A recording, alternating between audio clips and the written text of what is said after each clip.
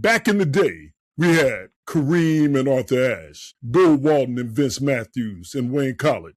What has happened to make so many players of this generation unwilling to take a stand? That would be Donald Trump. So it was for, years that athletes would stand up for what was right. Muhammad Ali wasn't the first, right? All the way back. Human rights were a thing, athletes were a thing, and everybody gave latitude towards that because being an athlete, especially a professional athlete, meant, you stand up for the little guy. You do what's right. Yeah.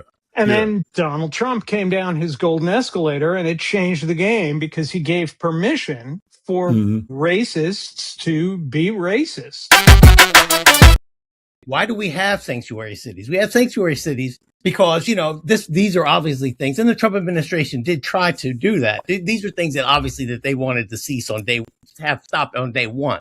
The reason they can't is because there have been cases where the courts have ruled that the federal government can't just come in and make a municipality or a state do something that's part of on their laws. They can't take punitive action against them. Right. So what this would basically what Markwayne Mullin is suggesting is that they stop these international flights as a punitive action against these sanctuary cities so that hopefully it will mess them up, hold them under siege so that they will change their policies.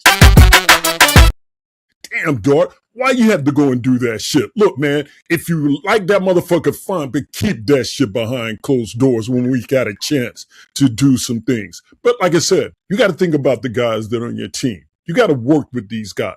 Now, look, the best thing you can do if you have those feelings, keep that shit in the locker room. I agree. You have to keep that shit in the locker room. You got a job to do. There are people that I don't like that I used to work with when I was at EDS back in Cary.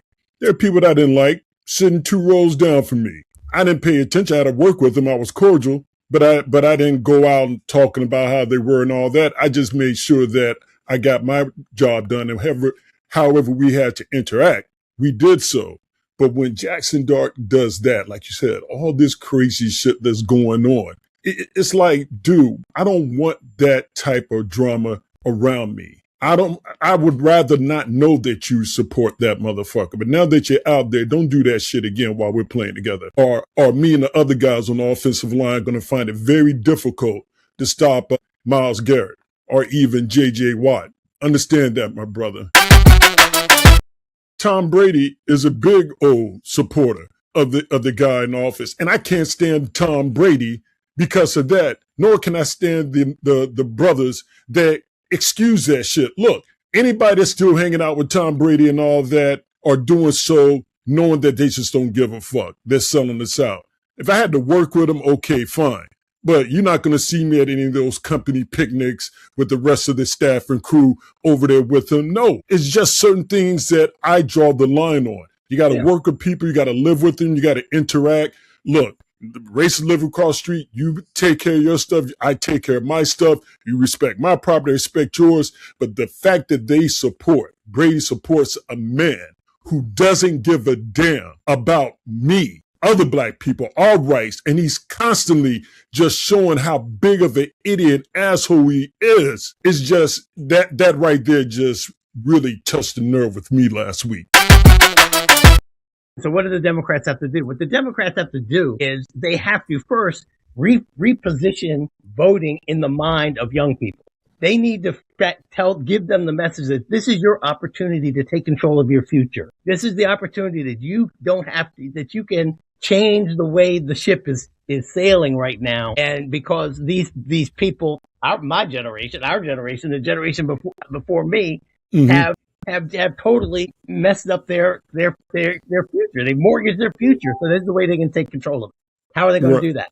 Well, what they need to do is to use the playbook that was so successful, and tweak it with the Republicans last legislature, and that is they're not going to have the money to go head to head on the cable and network and streaming commercials with everyone else and knows ads. So, but no, they ain't got that money. They ain't got that money. Well, I just want to point out that we're patriots. This is what patriots look like. We've got for unique individuals, and every one of us loves this country, and we do everything we can to make it better. That's a patriot. Nationalism means that you support the dear leader no matter what he says or does, because it's an authoritarian regime. Nationalism is not patriotism, and knowing the difference is the difference between being a patriot and a brown shirt. And I would love to point out that authoritarian regimes almost always fail, and no matter what Donald Trump puts his name on, in the end, when we come back and win, and we will eventually win because it will crumble, because it always does, we will strip his name off of every fucking thing it's on.